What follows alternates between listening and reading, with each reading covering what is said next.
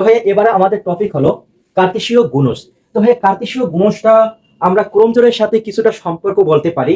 যেমন দেখো, যদি এ ও ভি যে কোনো দুটি সেট হয় তবে এ এর উপাদানগুলোকে প্রথম পদ মানে এর উপাদানগুলোর প্রথম যে পদগুলো আছে বি এর উপাদানগুলোর দ্বিতীয় পদ বিবেচনা করে গঠিত সকল ক্রমজোড়ের সেটকে কার্তেশীয় গুণজ বলা হয়।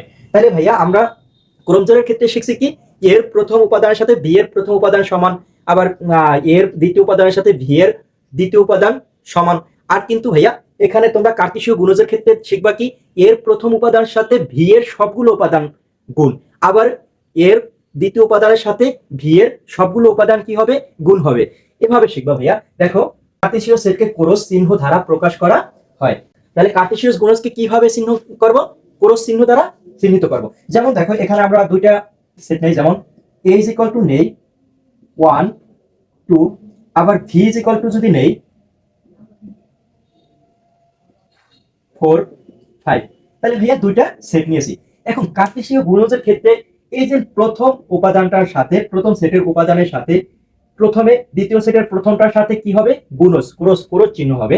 আবার প্রথমটার সাথে দ্বিতীয়টার গুণজ চিহ্ন হবে।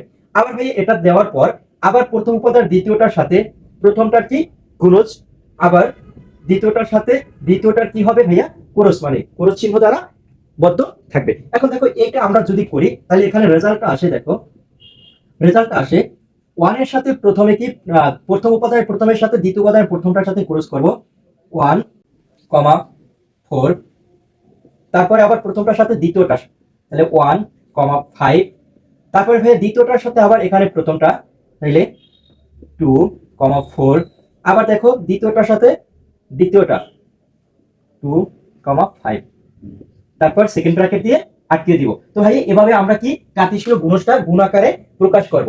তাহলে ভাইয়া ক্রস চিহ্ন দ্বারা প্রকাশ করব। তাহলে আমরা এখানে দিয়ে দেব কি a ক্রস v।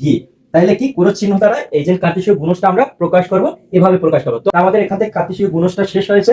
এখন আমরা উদাহরণ 12টা করলে কার্তেশীয় গুণজ আরো ভালোভাবে ক্লিয়ার ভাবে তোমরা শিখতে পারবে। তো ভাই এবার আমাদের একটি উদাহরণ দেওয়া আছে, দেখো পাঠ্যবইতে উদাহরণ 12। উদাহরণ 12টা কি দেখো, p is equal two 1 2 3, q is equal two 3 4, r is equal two p set set q হলে p ক্রস r এবং r ক্রস q নির্ণয় করো। তাহলে ভাই এখানে দুইটা জিনিস নির্ণয় করতে হবে। একটা হয়েছে ভাইয়া, দেখো এখানে দেওয়া আছে কি p মানে r এর মানটা প্রথমে আমাদের বের করতে হবে, কারণ এখানে r এর মানটা দেওয়া নাই। r এর মান হলো কি p সেট সেট q, এই p আর qটার কি করতে হবে, সেট সেট করে r এর মানটা বের করতে হবে। তারপর ভাইয়া দ্বিতীয় আছে ক্রস। আর ক্রসটা কি ভাইয়া, ক্রসটা মানেই হলো কি কার্তেশীয় গুণজ। তাহলে আমরা কার্তেশীয় গুণজ উদাহরণ দেখো, এটা হচ্ছে কি কার্তেশীয় গুণজের উদাহরণ। কারণ আমি আগেই বলছি ক্রসকে কি ধারা প্রকাশ, কার্তেশীয় গুণজকে কি ধারা প্রকাশ করা হয়, ক্রস দ্বারা প্রকাশ করা হয়। তাহলে ভাইয়া আমরা প্রথমে লিখি, দেওয়া আছে, তাহলে দেওয়া আছে এখানে p এর মানটা দেওয়া আছে কত, p is equal two 1 2 3, q is equal two 3 4। তারপর ভাইয়া r ইজ ইকুয়াল টু আছে কত, r ইজ ইকুয়াল টু দেওয়া আছে p সেট সেট q। তাহলে আমরা এখানে মানটা বের করে ফেলি। দেখো p এর মান আছে 1 2 3 এবং সেট সেট q এর মান আছে কত, 3 4। তাহলে ভাইয়া সেট সেট মানে কি, প্রথমটার সাথে দ্বিতীয়টা যেটা মিলবে মানে একেবারে মিলে যাবে সেটা আমাদের কি সেট সেট মানে কমন, শুধু কমনটা যাবে। তাহলে ভাই এখানে 1 আছে 1 নাই, 2 আছে 2 নাই, 3 আছে 3 আছে। তাহলে আমাদের এখানে r এর মানটা আমরা পাই কত, শুধু 3। তাহলে দেখো এখন p এর মান বের করা হয়েছে, q এর মান বের করা হয়েছে এবং r এর মানটাও আমরা বের করেছি। তাহলে আমাদের এটা ক্লিয়ার। এখন দেখো এখান থেকে আবার বলছে কি, এই যে ভাইয়া p ক্রস r এটা আবার নির্ণয় করতে বলছে। তাহলে ক্রস মানে কি কার্তেশীয় গুণজ। তাহলে কার্তেশীয় গুণজটা এখান থেকে নির্ণয় করব। তাহলে আবার নির্ণয় করব কি ভাইয়া, p cross r is equal two, তাহলে ভাইয়া p মানটা আমরা লিখি, p এর মান আছে 1 2 3, তাহলে ক্রস r এর মানটা কি ভাইয়া, r এর মান হলো 3। তাহলে ভাইয়া এখান থেকে আমরা মানটা লিখি।